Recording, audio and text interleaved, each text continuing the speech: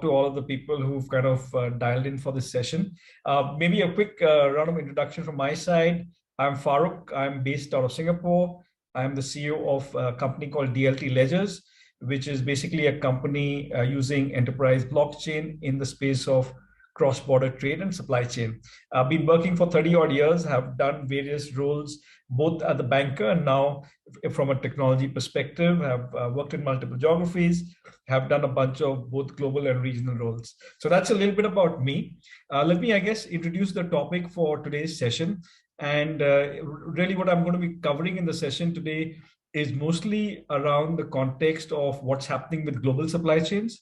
How is digitization impacting a supply chain in general, and what does it mean in terms of digital supply chain?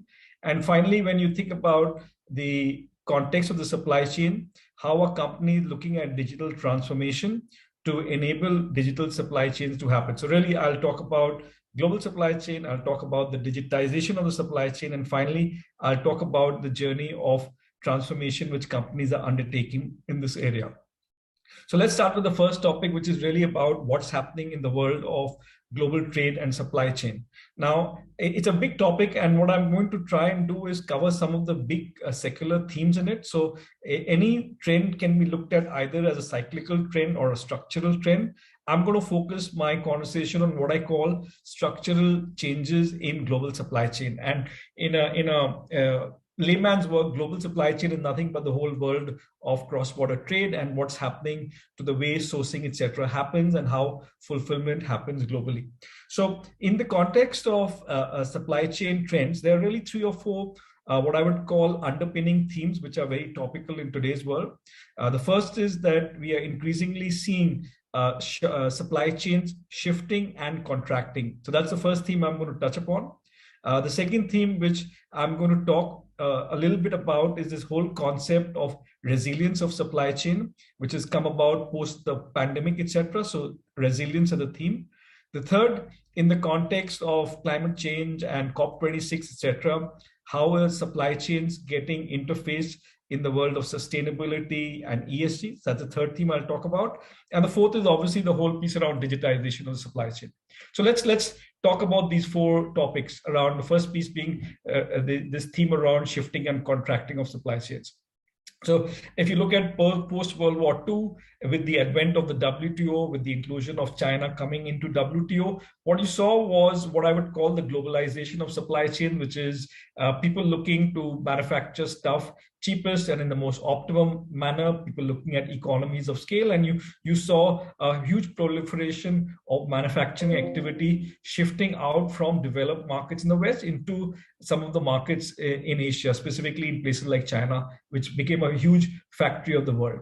Now, as that happened, and increasingly as that became the norm, what we saw was a series of geopolitical and economic trends happening, which has forced these supply chains to now start shifting. For example, supply chains are starting to shift, say, out of China into places like Vietnam or into Southeast Asia or South Asia. So that is one of the trends that you see in terms of the fact that supply chain have started to shift.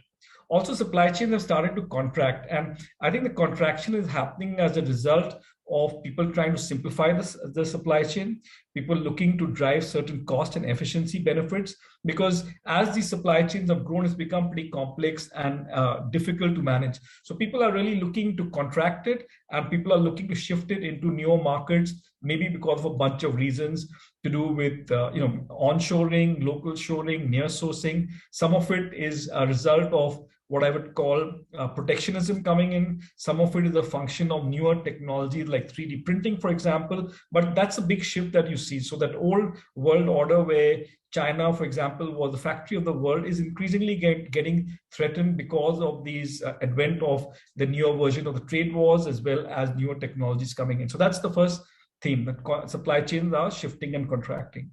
The second theme is about supply chain safety or resilience of supply chain. So you've got to match this off that in the old world, it was all about optimization of supply chain. Optimization of supply chain really meant that people were looking at economies of scale, people were looking at cost efficiencies, people were looking at ways and means in which they can make this whole concept of just-in-time happen. But I think that whole just-in-time philosophy has increasingly been replaced by just-in-case. So safety of supply chain has become paramount now because of a number of reasons. Some of it is to do with COVID, where we saw supply chain breaking down. Some of it is to do with supply chain shocks that we see, for example, disruption in the chip sector, where you've got a scarcity of certain raw materials.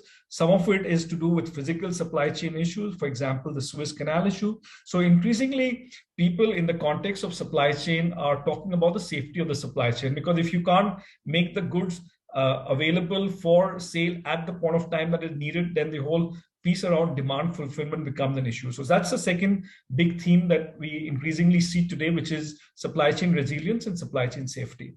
The third piece in the context of global supply chain is the piece to do with what I would say ESG, which, as you know, is environment, social, and governance related factors. Now, ESG itself is a huge topic, and there are many reasons why ESG is coming into the lexicon of supply chain. So some of it is being driven by the broader issues around climate change. Some of this is coming as a result of the sustainable development goals of the UNDP. For example, things like responsible production, things like climate action, which is increasingly meaning that the way people produce, the way they source, the quality of their inspection of the supply chain is becoming increasingly an issue as far as the final consumer is concerned. So when you think about any of these concepts of sustainable supply chain, responsible sourcing or responsible supply chain, provenance, tracking, visibility, all of these actually intersect from a perspective of the fact that people are increasingly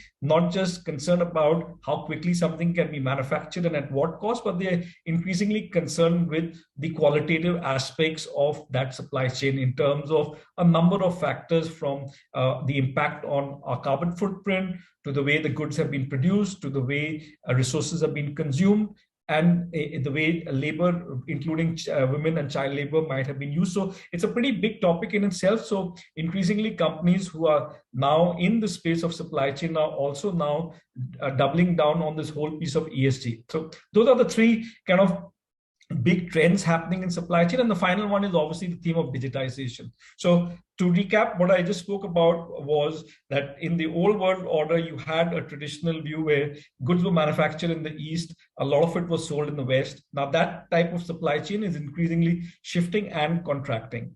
The second theme, which I really spoke about, was that safety of supply chain is becoming very paramount. Some of it, as I mentioned, is endemic and pandemic related. The third theme that I mentioned about was the ESG theme, or the sustainability theme. And finally, the next theme is really digitization, that supply chains are getting digitized. So that's really the first piece around trying to give you all a flavor of what are some of the macro trends. And I'm now going to double click on this topic of digitization of supply chain. What does it mean? How does it play out, et cetera, et cetera. So when you think about digitization, I think there are 3-4 pieces that we will talk about as a trend. So if you go back to the first industrial revolution of the 18th century, which was the advent of the steam engine and how coal and hydropower came in, and the first wave of the industrial revolution started. In the 19th century, you saw the whole advent of electricity and what that meant in terms of more mass scale production, et cetera, coming in.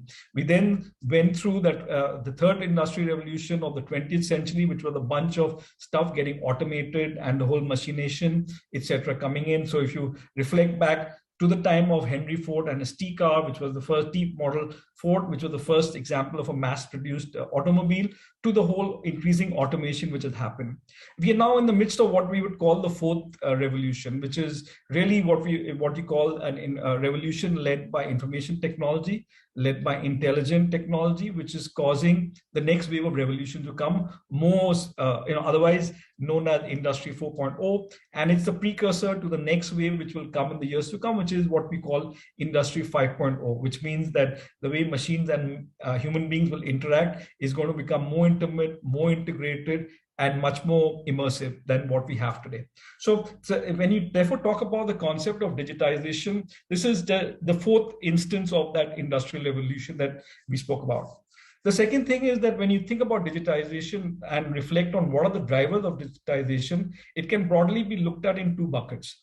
At a more tactical level, you digitize because you're either trying to save cost, you're trying to improve efficiency, you're trying to get in more visibility, you're trying to manage your risks better, you're trying to comply with regulations and country rules, etc. a lot better. You're looking to comply with health and safety norms. So a lot of those drivers for digitization of a supply chain are rooted in what I would call these tactical elements, and which is what you will see most companies doing it in some form and fashion.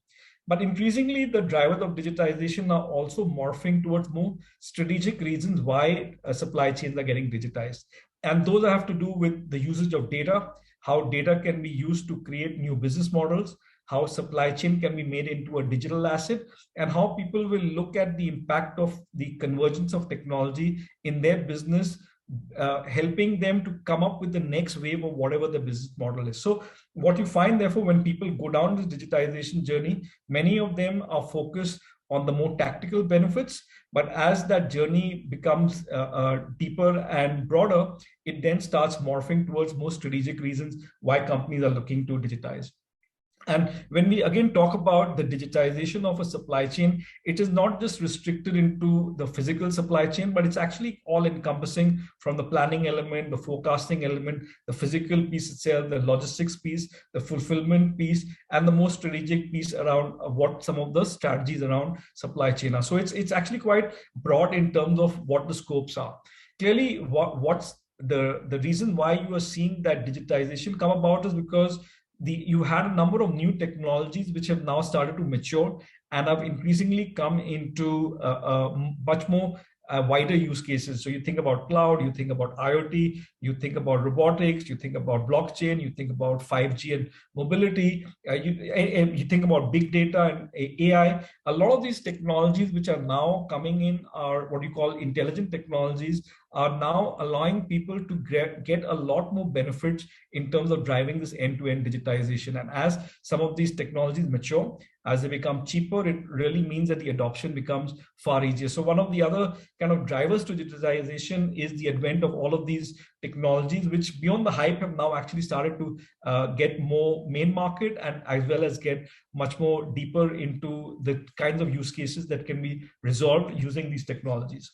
And so if you take a step back and you think about what a digital supply chain will mean, or what does it actually do, there's certain attributes of a digital supply chain. So one is that with using all of these technologies, it must ensure that the supply chain becomes agile, it becomes flexible, it becomes scalable. And these are just buzzwords to talk about the fact that technology should enable you to respond to problems in the operational aspect faster.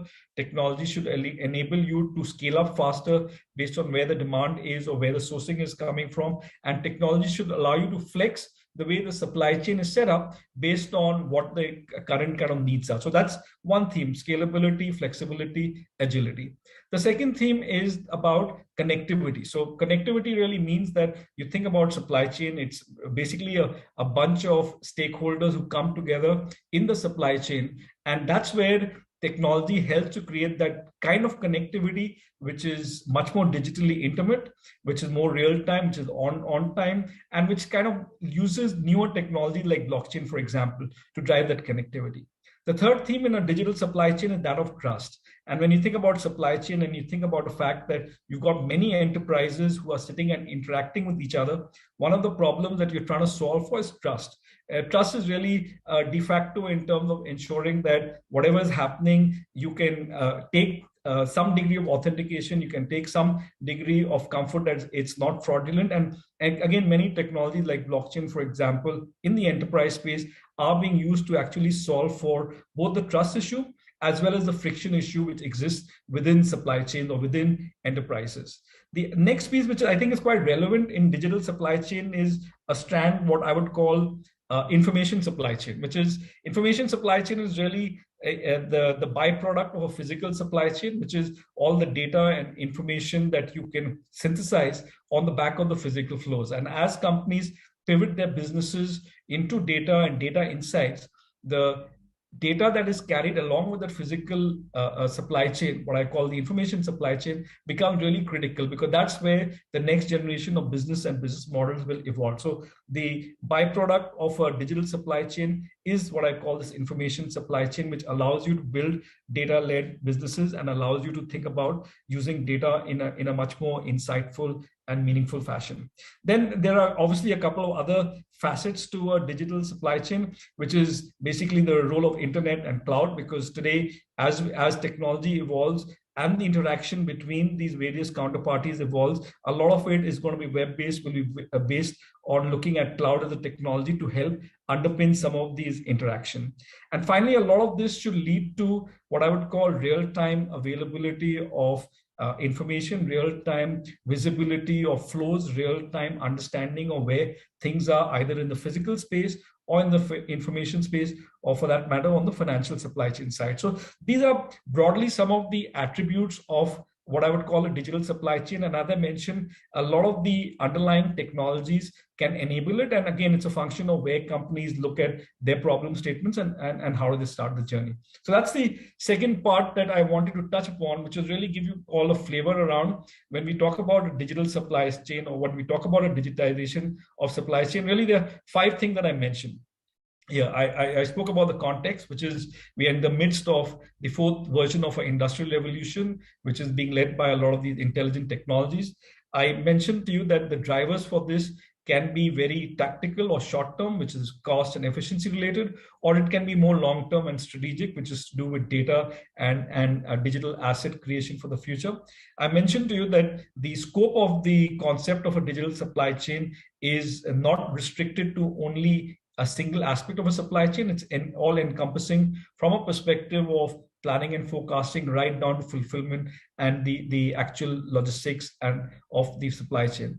I spoke a little bit about the fact that you have a lot of enabling technologies, which is allowing some of this to actually come to life. And as some of these technologies become more mature, as more use cases come up, you are increasingly going to see a lot more adoption coming up. And finally, I spoke to you about some of the attributes that you would typically expect in a digital supply chain. So I mentioned about trust, I spoke about connectivity, I spoke about scalability, agility, flexibility, information supply chain. So hopefully that should give you some color in terms of what a digital supply chain will look like. So now if I just kind of pause here, I've mentioned in the first instance about the global supply chain trends. I've spoken now a little bit about some of the digital supply chain trends. I want to now touch on the topic of digital transformation. And I want to touch on how do companies go about this whole journey of actual transformation from a digital perspective. And what are some of the lessons, at least from where I sit, I've seen companies look at. Now, when we talk about this whole digital transformation as a journey, the first question which companies have to ask is, where do I start? And this is where what one has to assess is, to what extent are companies digitally mature, and to what extent have they embraced digital into their strategy. And what you'll find is you'll have companies who probably have a plan on a piece of paper, but nothing's been executed, right down to the other end of the spectrum, where you will have companies who actually integrated digital into everything they do. So the first point of assessment for companies is going to be around trying to understand and appreciate what is the start point. So that's really the first thing that they will try to understand. The second thing to understand is that digitization in itself is only a small subset of a broader strategy. So when companies are embarking on digital transformation, it needs to be rooted into what I would call the broader strategic imperative.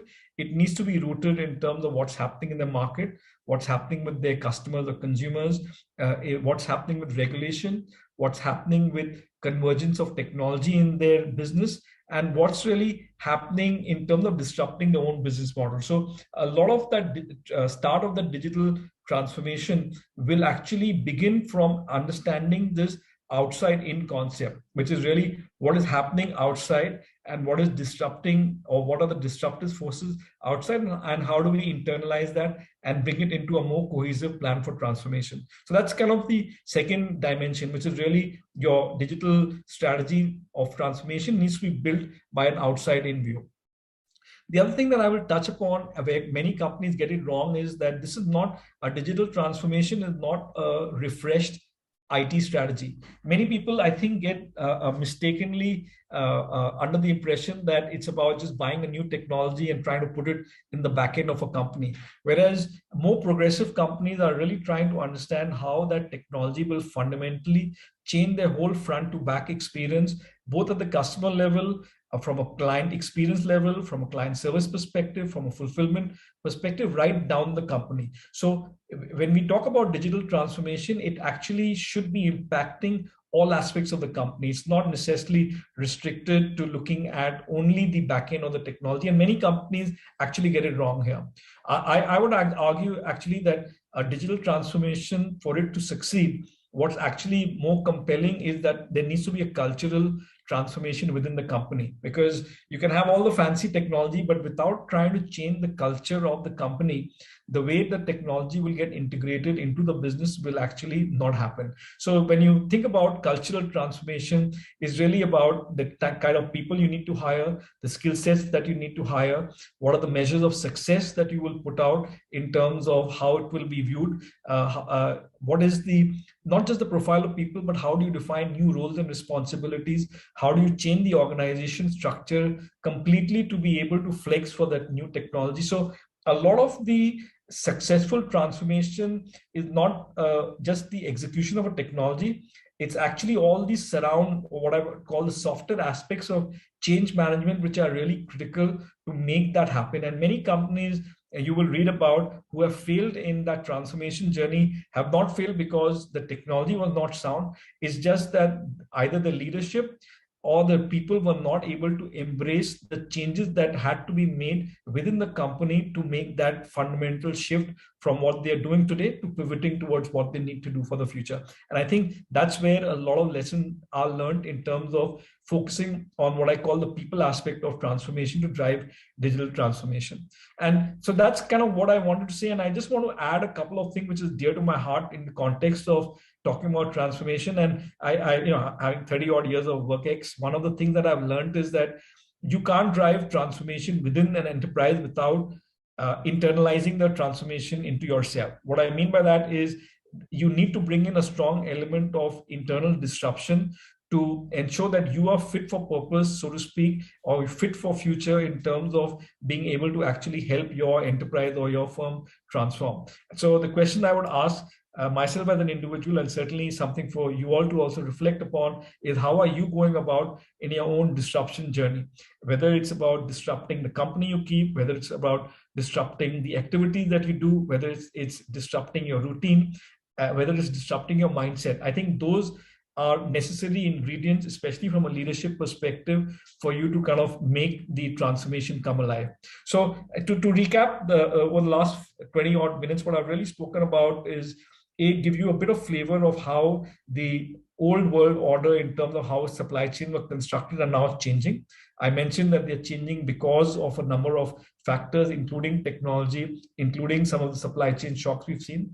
I spoke about some of the key trends that we are seeing in supply chain, specifically around resilience of supply chain, around digitization of supply chain, about the ESG element of supply chain. And then I double clicked on what does digitization of a supply chain really mean. And there I touched a little bit about both the tactical and the strategic reasons which are underpinning it, as well as the fact there's a lot of new technologies which are coming in, which is allowing that digital transformation to happen. And then finally, I touched a little bit about what the journey of digital transformation for a corporate will look like.